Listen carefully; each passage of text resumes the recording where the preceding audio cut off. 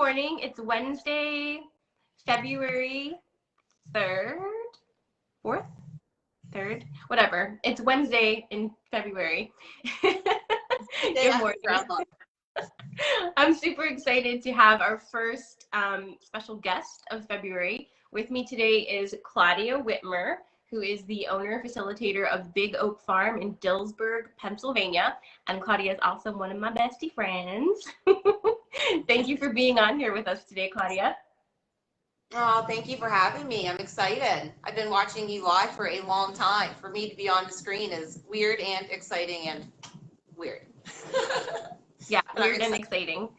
Yeah. Awesome. Also, what was I going to tell you?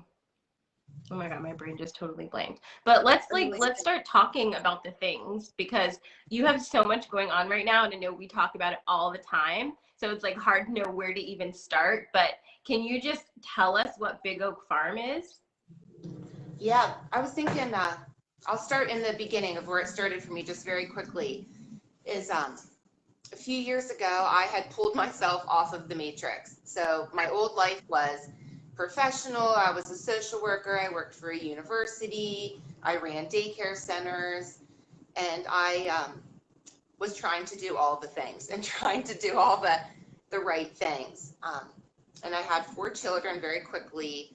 And so I found myself with 4 little tiny children trying to work a professional job. And I just felt so lost, like I didn't know how I was going to make this be my life forever. It just was not sustainable for me. So I kind of went through a dark night of the soul, and I found myself, after I kind of healed and recovered and given myself space to just be for a little while, just stayed home. I stopped working. I became a stay-at-home mom, and it took a while to like heal myself from that, to be able to kind of step off the matrix and just find myself. And so about a year after that, I had a very big downloaded message come through during one of my meditations.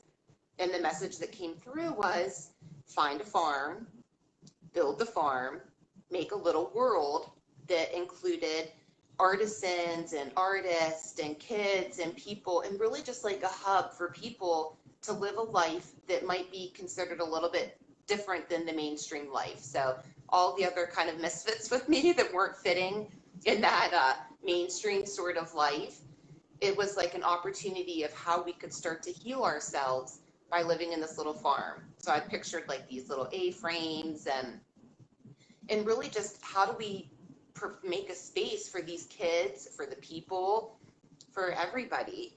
And so I had that dream and this vision. And within a year, I'm living at this farm. My in-laws gave us this farm to support that vision of helping to heal people and heal our community.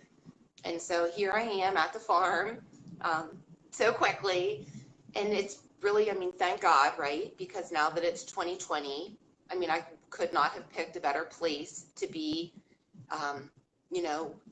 living during the middle of a pandemic when everyone's scared to go anywhere. Well, I live on a place where it always, in my opinion, feels safe, out here on the farm and with the animals. And so I've been living the dream, trying to figure it out. So this year coming up, I've really had to do a lot of focusing on like, what is my heart actually saying? It's such a huge idea, such a huge thing. Like, where do I start? What do I do? And, I think if we can just like tap in. So I've been just listening and listening. Well, I have 4 little children that I am raising and taking care of. And what I've been seeing so much is that these kids are just like so disconnected. They're not really sure where to land. Like they're not feeling super connected to matrix life, they're looking for like a different alternative. And so this last summer, I started holding summer camps for kids and had the kids come out here, and they had so much fun. They really did. So much fun. I had little kids that were making forts and hay barns and painting chickens' fingernails and Well, you You even know, got my kids to do outside things, which is totally insane. yeah, they were just, and that's, I think, the beauty of life is it can be so fun and it can be so easy at the same time. So just getting people connected back to nature, Mhm. that they can learn to find themselves. And oh my God, I never would have actually tried building this or putting this together, but I did it. And after I did it, I feel really good about myself. Like I am cool. I know cool things. And it would do so. Hey, I got you in a tent. You're one of them too, getting these people You did. outside. You did. Before Claudia, Yeah. I had never gone camping at all, and now I have successfully camped. Wait, have I camped anywhere else but your yard? No, No, probably not. But no. still, that's still. It's still wild. It's still wild and crazy. So little baby steps. You're rewilding me, that's for sure. Exactly. So I think my mission in life, which I think is hilarious, is that I get to rewild people back to nature. Yeah. And Yeah. I was gifted the opportunity in a beautiful space to live out my dream. And so I'm trying to do it the best that I know how and that I can. And I'm really focusing a lot on kids because I have a lot of them. And I think they need it a lot. And really everybody, everybody needs a fun, safe place to play and to be imaginative Yeah. and create whatever their heart and brain is thinking about that might seem weird and odd is actually the magic. Like that's the thing that you should be going for and doing, even if it's super weird. And like no one would do this. Yeah, they probably would. Come here and ask. We'll find you a spot. The weirder the better. We're all a little bit weird here. Yeah. I want to tell people too a little bit about your land because Big Oak Farm, it's in Dillsburg, Pennsylvania, and Big Oak is one of the first places that I have ever gone to where I kind of learned that what do you call that, Claudia? We have a word for this. My brain's not working. Living ceremony. It's kind of one of the first places where I was able to take part in that. And it's so simple that you might miss the whole idea of it if you just don't realize what it is. But your land is so magical, and Claudia has lots of trails out in the woods that her and her husband keep nice and clear, and places for fire pits and little chickens running around and children and beautiful sunsets. And you walk on that land and you just have this like remembrance of, oh, I belong to this. I'm connected to this. And when you're having one of those days, which, 2020 was a lot of those days for many people, where you're just spinning and the energy is crazy, there's nothing like going to your farm and walking through the woods with you and like just having a bundle of sage and like connecting with the land. You feel so much more like yourself. Like, yes, exactly. Like your ancient, Snoopy, please. Like your ancient self that remembers the smell of the fires, that's able to look over and see a bunch of tents and hear giggling and hear women gathering. And it's a beautiful way to start healing yourself, and being out in the land. So I'm excited to make more spaces. So that Snoopy, you're annoying. Go away. Go away, Snoopy. Go, go. Sure don't. Of course it's Snoopy. Of course it's Snoopy. Go away.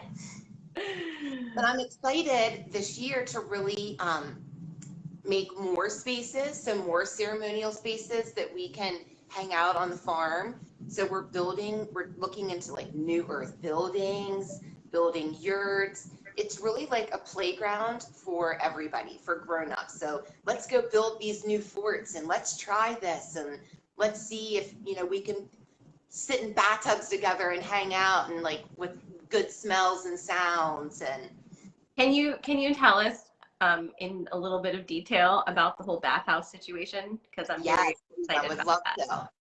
So one of the things that I've been trying to figure out here at the farm is it's awesome, but there's not outdoor bathrooms. I mean, it was a family home, so we would have porta potties in the summer or you peed in the woods, like, whatever your jam is. But that was the extent of it. And so wanting to be able to host more overnights, to be able to allow people to do like retreat rentals and to be able to have campouts that were a couple of days, we needed showers and we needed real bathrooms. So I started like, what am I going to do? How do I build this outdoor bathroom? Well, miracles happen and people show up right when they should. And I dreamt it, and I'm not kidding you. I thought, I need an outdoor bathhouse. And like the next week, someone showed up and was like, can I build an outdoor bathhouse at your house using like new earth technology? And I was like, oh yeah, we could totally do that. So Matt, if everyone knows Matt, that he's on Sarah's live some too, Matt Creamer, has built yurts previously and lived in them, and it is his dream to build them for a living. And so I think Matt's here with us, actually. Yeah, Matt is my buddy, and he's good at it, and he really likes it, and it's fun to him. And so we are building an outdoor bathroom by the she shed. Those of you that know where the she shed is, so beside the she shed is an outdoor bathroom that has 2 showers, 2 toilets that use all new earth, not composting, but like new earth technology.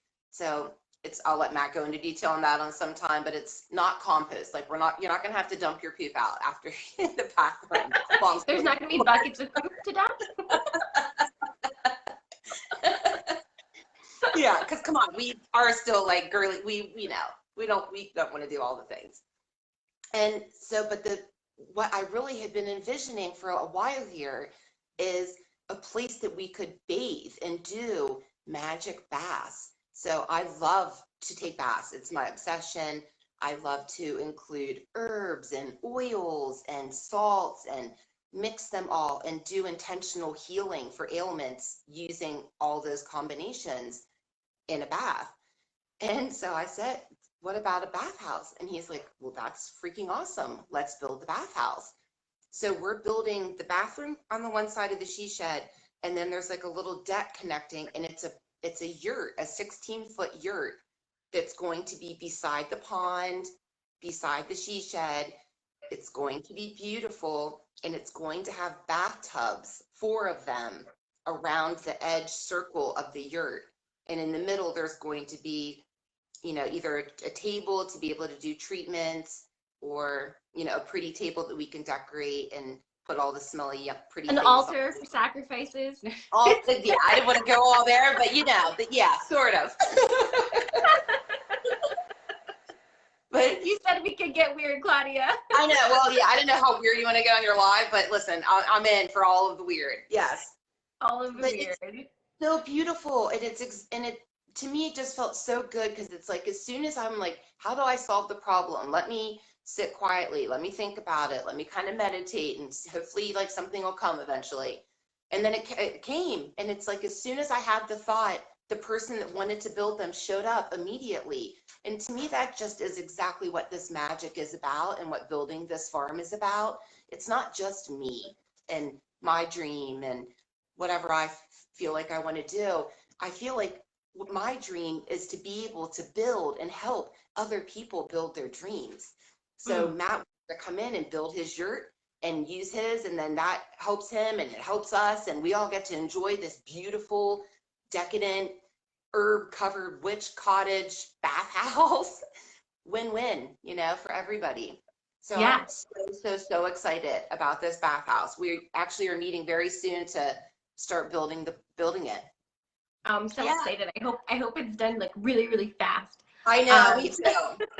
Like snap your fingers. But when you're talking, what I also want to kind of bring up here, because I think for a lot of us are in this this creation mode, right? We have so many big ideas and so many things we want to do, and of course we have this feeling like we want to help people, right? And I think that with a lot of us, with empaths, right, and intuitives especially, you are kind of running around this earth up until this point, helping, giving, right? And so I want to kind of talk to you about, what does it look like for you in the position you're in with a place like Big Oak Farms, where you're doing so many things for the community. You're also raising a large family. You have a marriage, and you have your own stuff to look after. What do you think about boundaries with this? What have you learned with, working in community and also retaining your own sense of self and your own boundaries? Oh, you're going to call me out on live, Sarah. I love you so much, Claudia. I know.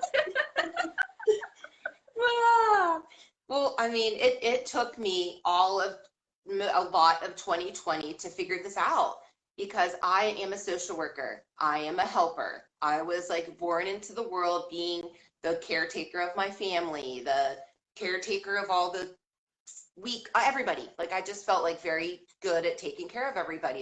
It did something for me. And I just assumed because I was good at it that I was supposed to do it all the time.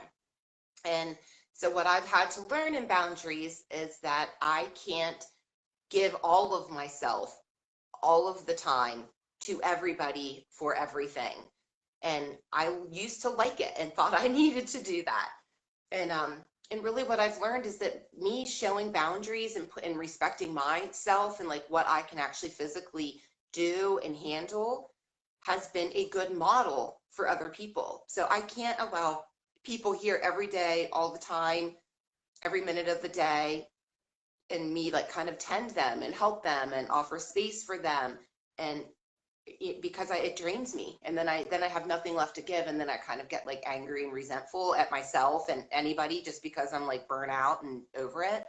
So I've really learned this last year that me, being specific about time and when is a good time to meet, or I can't let people here all the time every day, has been a good model because I think that then shows people, oh, it's okay to say no. Like it's a loving gesture to be able to say, no, I'm taking care of myself today and I can't today, or this is the space that I need for myself, has been a good way to show other people that they're allowed to do that too.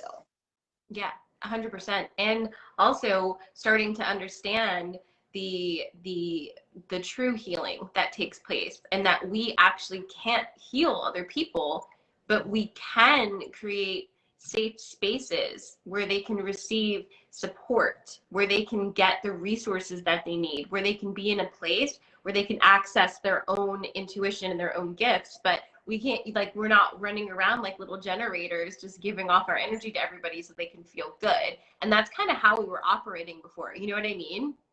It's exactly how I was operating. And it was a learning, it's like when you start something new, you don't know what you're doing. So you have to start somewhere and you have to learn. And so I think it was really good that I had a chance to experience it. Then I had the chance of 2020 to experience nothing and to like be reflective, about what was happening. Because it's true. Like I want to be able to offer people the place where they can come in. So the idea is that we have blocks of time, especially for kids in camp. So say there's a couple hours, I would love for people to bring their skill to the farm and do their skill and show children how to do it, or grown-ups, or whoever's going to be here, and use what you like, what is your magic healing, and be able to give that space. So that's really kind of how I've had to relook at it, is how can I offer space for you to use and heal and do your thing, as opposed to me being the space. Right. Crawl into my body. I will fix you. Yeah. I'll love you and hug you and take care of you and do all the things. Yeah. I know, but it's exciting because everyone wants to, I think people are really tapping into what their magic is lately. And it's, hey, I like to draw this, or hey, I like to take a walk and find plants, or I like to, whatever it is. I mean, I think, but if they don't know how to work it into the world, well, I think that's the gift that I can now give as a healing, is I can offer you space to use your skills here and teach other people and show your gifts to the world in a place, in a safe place. Yeah. I love that. Matt has a comment here that says, this space is allowing my dreams to manifest themselves as well, co-creating a new world together. And I think that sounds beautiful. I mean, it's, I think, how long have I known you? Like, has it been under 2 years? I think so, right? About 2 years. 2 years, yeah. About 2 years. So, we met each other during like both of our very transitional phases in life, where we were like moving from one place to like 7 other places all at once in that transition. And I think it's been really amazing to kind of to watch you and to watch how Big Oak has evolved, and how much has changed, and also how much about that place has also stayed the same. And I say that because the magic there has always been so present, and it feels like what you're doing now is removing the noise that detracts from that magic and putting in place different structures that are going to amplify that magic so that people can really enjoy it in a conscious way. You know what I mean?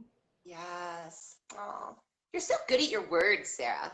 I mean, like, I talk so much, Claudia. And then sometimes the words don't work at all, right?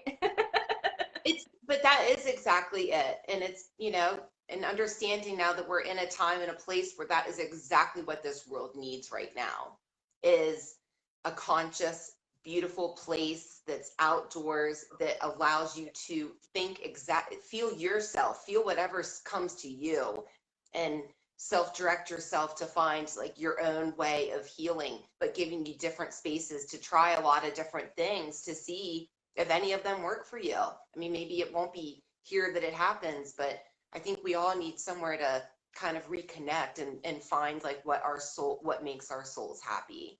100%. And, also we're moving into a place now whereas before it was like in the spiritual community, we were seeking that guru, right? We were seeking the answers. We were seeking, like, tell me what the step-by-step method is for me to heal myself so that I can be feeling better and I can be part of this. And moving into New Earth energy, we're starting to understand that the power is within each of us. And so no other person can fix you or tell you what to do. And I think that transition is it's kind of rocky, because it means that if that is so, you have to take full responsibility for your entire life, for your choices, for the energy that's currently around you. And then also you have to then move into that space of taking some sort of action to shift yourself into different energy, right? Exactly. And that, when we can't wait on no one's going to come in and like save us and tell us exactly what to do. And I think that is the shift right now is, how are you going to find yourself? And here's one option you can try the farm. It's a spiritual, it's a mindful, it's kind of living ceremony where we get to learn new skills and some basic survival skills, like about water and how to make fire and how to build things and what New Earth technology is. And so it really is, how can you become your own expert and find the space to find that in you? And where it's lovingly supported, where you're not going to be judged here. We like the weird, so like just do your thing, whatever that looks like, and kind of tap back into that childlike wonder in yourself. Claudia, tell us your motto. Oh God, which one? I'm scared. The one with the kids. The one with the kids. It's like whatever, just don't be an asshole or something like that. Oh yeah. We love everybody, and we don't judge anybody unless you're an asshole. And then we'll send you love, but you just can't come. Don't bring it over here. Yeah. We love you all. We love you all day. You an asshole, we love you from afar. Yeah. Don't do it. Also, one of the projects that, if I'm not mistaken, we've talked about briefly, I don't really understand all of it, but is you bringing in people and different New Earth technologies to regenerate the soil at Big Oak. So it's really kind of I've been able to model the farm to life. So for an example, we are building a medicine wheel garden. It's a beautiful, Erica Jo designed it for me. I was like given as a gift. I was so excited. So I thought, oh, it's so easy. I live on 90 acres on a farm. I'm just going to go out here and dig this plot of dirt up and plant it and like design it. It's going to be so beautiful. I'm so excited. Well, so I go out there and I till and get the dirt dug up, and it's like rocks and clay and this shittiest dirt you've ever seen. And I was like, what in the world? Like, dirt is dirt, right? No, dirt is not dirt. And what I have been learning on this farm is that the way that we have been farming for the last 100 years is just trashing our dirt. It's because we're tilling it and all the good nutrients run off. And then we use chemicals to spray the crops. And we just kind of ruined a lot of the land. And so this medicine wheel that I, wanted to be, I actually paid $200 to have a company bring me dirt to my farm. That I live on 90 acres of farm. And it was a big epiphany for me. Like, wow, something is not right. I'm learning. I didn't know. And so really, it's really getting back to the basics of everything. So this medicine wheel, it would be so nice. And I wish it could be this beautiful, well-designed, perfect thing. Well, it can't be yet because we don't have the foundation yet. And the foundation is good dirt. So it's Wow. really stepping back, stepping back, stepping back. What are the foundations that we need to build now in New Earth? And it starts with dirt, as silly as that sounds.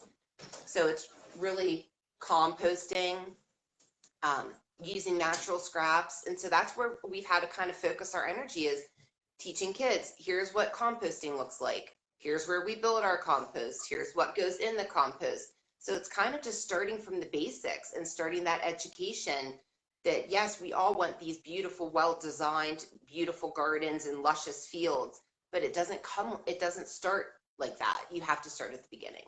So that Yeah. is what we're doing, is regeneration farming. So, we've teamed up to get trees from the Chesapeake Bay Foundation. So we have like hundreds of trees coming. So building, windbreak walls and putting things by the water and trying to figure out why things are eroding. So it's kind of been a step-by-step process on this farm of, what do we want to do? How do we build it? And then, but also, how do we start back at the beginning and start regenerating and changing the way that we have been farming for a long time isn't how we're farming anymore. And so it's kind of having to like step back on everything and break down those old ways and bring it back to like New Earth technology, regeneration farming. Like the old ways were really good, but they didn't mass produce for, the industrial age. So, a lot of them just got taken out. And so it's really just starting step by step, farm by farm, field by field, medicine wheel garden at a time, rebuilding and starting with the dirt. Mm. That is such an amazing like metaphor, generally speaking, for what we're doing right now, because everybody would love if we could just snap our fingers and just build something beautiful and brand new that's perfect, but you can't do that on top of sick dirt. And Exactly. that's the foundation. And so it's kind of like we have to break that down. That's the tower energy, and start again. And I think what's really interesting is, we use this term New Earth all the time now, right? Because that's kind of the way of tapping into that energy.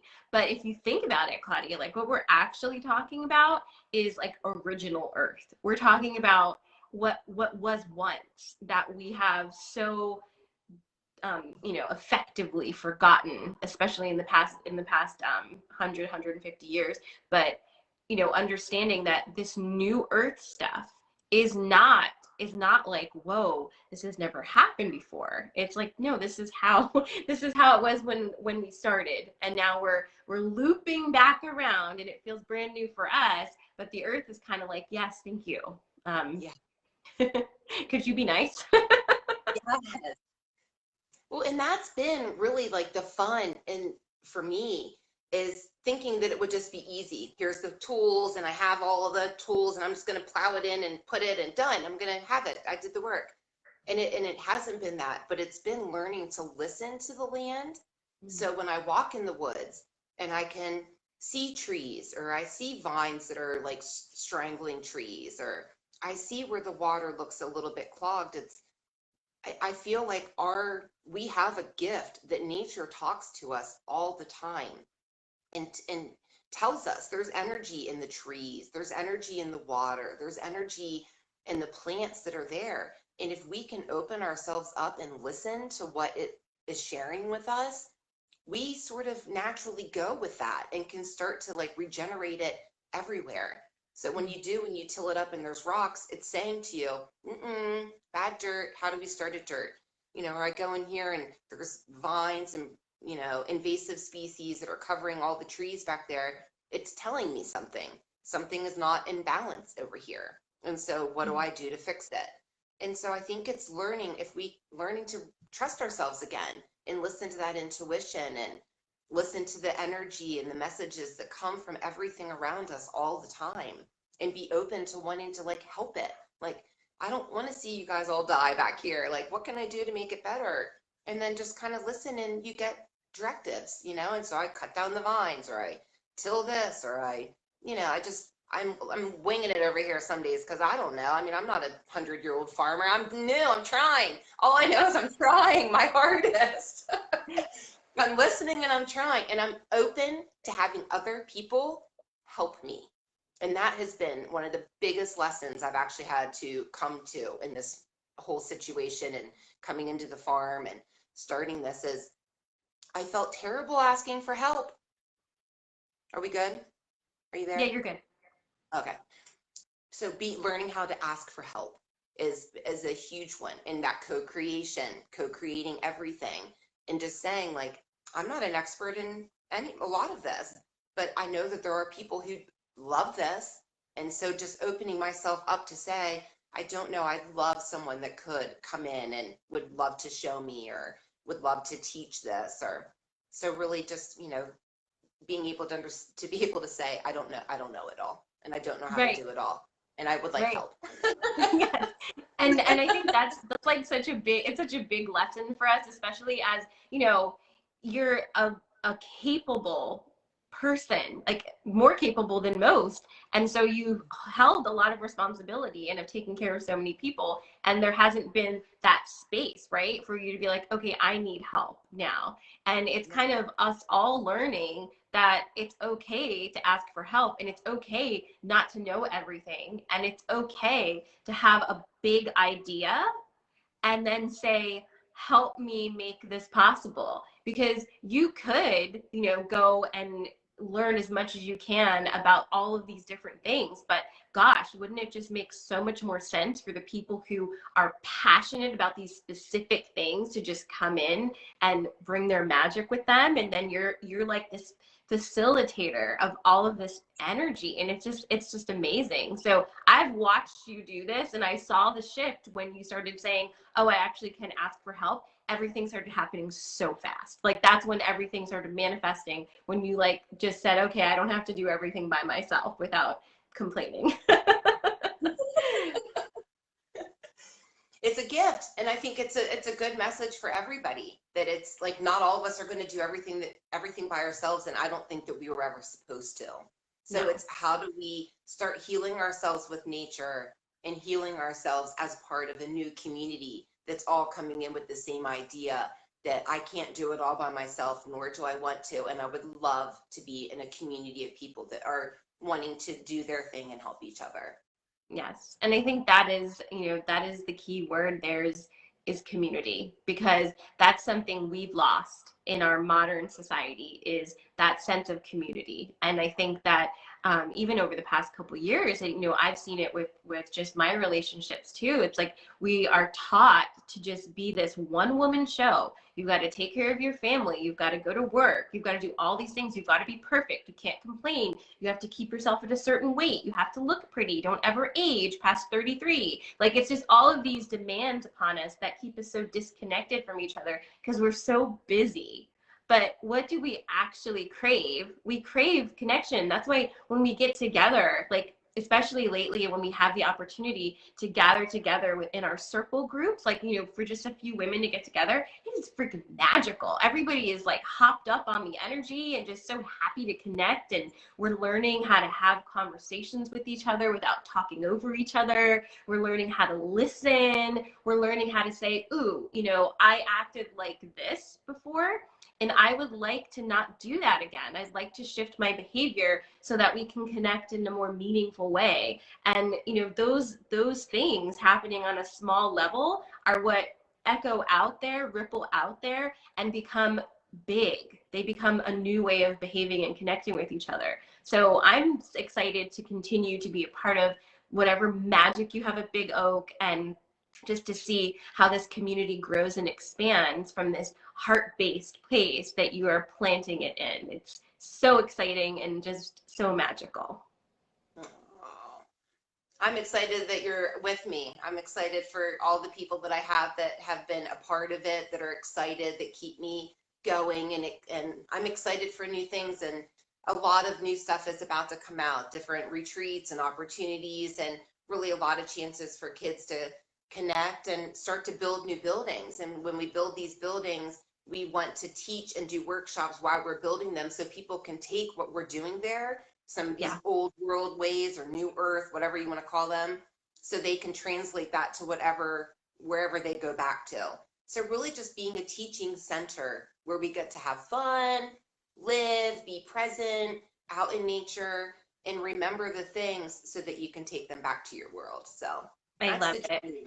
I love it. Let's do a quick shout out to the Witmer kids. We love you. Mwah, mwah, mwah. Hi, Jessie, Candy, so and Carly. And shout out to Eric as well. And so Claudia, your website is not yet up. Is that correct? No, where it's being developed. So okay, website's being developed. Website's being developed. So if you guys want to stay in touch and learn more about Big Oak Farm, you can find Big Oak Farm on Facebook. They are on Facebook, but I will also be putting something on my website so you can find Claudia, so sarahamala.com. And I will also be putting a post on Instagram and Facebook so you can follow along with her on Instagram or Facebook and just kind of stay in touch with all of these ventures and new opportunities. And I know workshops are coming, events are coming, different gatherings are coming. And I know Jen and I are going to be a part of some of those, so I'm super excited. So, just kind of, if you guys want to stay in touch, I know some of you are listening on the podcast. I will put that in the description of the podcast as well, so you can learn more about the Witmers and what Claudia and Eric are doing over at Big Oak Farm. Thank you, Sarah. Yeah, thank you so much for being my first guest on here. I love you so much. Oh my God, I'm so honored. Thank you for having me. Mwah, I love you. Much love, everybody. Thank you. So I'm going to go ahead and get rid of me. I don't know how. I'm going to click myself. Let me see. So before we leave today, my friends, that was amazing. I just want to pull a quick card for you because the fairies would like me to do that. So quick card from the Fairy Forest deck, one of my favorites by Lucy Cavendish, for your Wednesday. Thanks for hanging in with me today. I know it was a little bit of a longer podcast than usual. And of course, you can always find information in the Facebook group, the Restoration Facebook group, and I will be posting this card in there. This one keeps coming up, my friends. It's the Mabon again, 37. And I'll read that real quick for you. It's very exciting. This is a good one. The Mabon is the child of the darkest moment, born when bright hope beckons you into a positive future, born out of what has seemed to be the most hopeless space you have ever been within. This card indicates that you are now thinking magically. What you think, what you are, manifests about you at all times. Now, with this new magical mindset, you begin to transform your life into one of delight and hopefulness, and to uplift your companions with your vibrant, positive energy. When we allow ourselves to shine, we become who we were always meant to be. And by example, we encourage others to become who they truly are. You are a powerful role model for others. Keep up the wonderful work. You still have many experiences ahead of you on your journey, but this energy is now your companion and your divine inspiration. I think this is a beautiful card for Claudia, and thank you again so much for being with us today. I'm sending you all lots of love for your Wednesday. Mwah. Talk to you soon.